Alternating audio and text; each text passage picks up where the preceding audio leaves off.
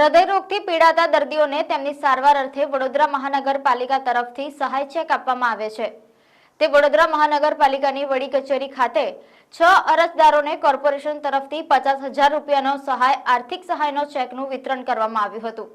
આ કાર્યક્રમમાં deputy mayor ચિરાગભાઈ બારોટ, સ્થાયી સમિતિ અધ્યક્ષ ડોક્ટર શીતલ મિસ્ત્રી, શાસક પક્ષના નેતા મનોજભાઈ પટેલ, દંડક શૈલેષભાઈ પાટીલ, સ્થાયી સમિતિના પૂર્વ અધ્યક્ષ અને corporator doctor હિતેન્દ્રભાઈ Patel, corporator Prafullaben Jethwa અને સભાસદ હરેશભાઈ જીનગર ઉપસ્થિત રહ્યા હતા।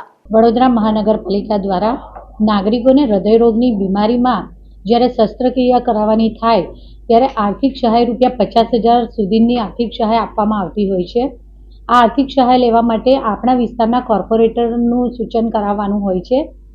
આપને જો હૃદયરોગની શસ્ત્રક્રિયા કરાવવી હોય ત્યારબાદ આપના વિસ્તારના કોર્પોરેટર શ્રી દ્વારા સૂચન કરાવવાથી મેયર ફંડમાંથી વડોદરા મહાનગરપાલિકા દ્વારા રૂપિયા 50,000 સુધીની આર્થિક સહાય આપવામાં આવે છે।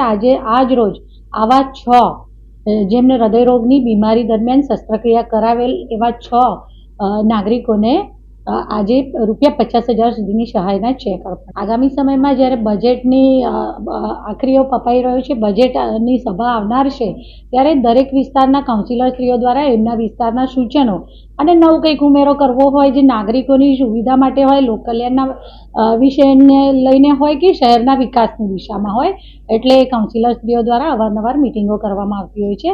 એવી એમના વિસ્તાર માટેની પણ થોડી રજૂઆતો હતી જે અમે સાથે બેસી અને એ વિશે ચર્ચા કરી। સૂચનો આવ્યા છે, જે સૂચનો વિશે વિચાર વિમર્શ કરી અને ક્યાં સમાવેશ કરવો છે, કેટલા પ્રમાણમાં કયા જરૂરિયાત વધારે છે, પોસિબિલિટી શું છે, બધું જોઈ અને એ પ્રમાણે બધા જ કાઉન્સિલરશ્રીઓ પાસેથી આવેલા સૂચનો અંતર્ગત એ વિષયો લેવામાં આવશે। જનરલી મેં કીધું તેમ કે જ્યારે બજેટની આગળનો જ્યારે સમયગાળો હોય છે ત્યારે એમના દ્વારા જે રજૂઆતો કરવામાં આવેલી હોય છે એ રજૂઆત અંતર્ગત થોડાક જે 2-4 વિષયો એવા હતા કે જે લેવા પડે તેવા છે, એટલે એમના દ્વારા રજૂઆત કરવામાં આવી અને આગળ એ વિશે વિચાર વિમર્શ કરી અને એનો સમાવેશ કેવી રીતે અને ક્યાં કરવો એનો નિર્ણય લેવામાં આવશે। સમસ્યા કરતા એમની રજૂઆત હતી, આજે રજૂઆત માટે આવેલા હતા। રજૂઆત જે પણ કીધું ને મેં તમને કે આપણે બજેટ માટે જે પણ સમાવેશ કરવા જેવો છે એમના સૌ કાઉન્સિલર શ્રીઓની દ્રષ્ટિએ પ્રેફરન્સ આપવા જેવા વિષયો હતા, એને થોડુંક ધ્યાન પર લેવા માટેની બેઠક।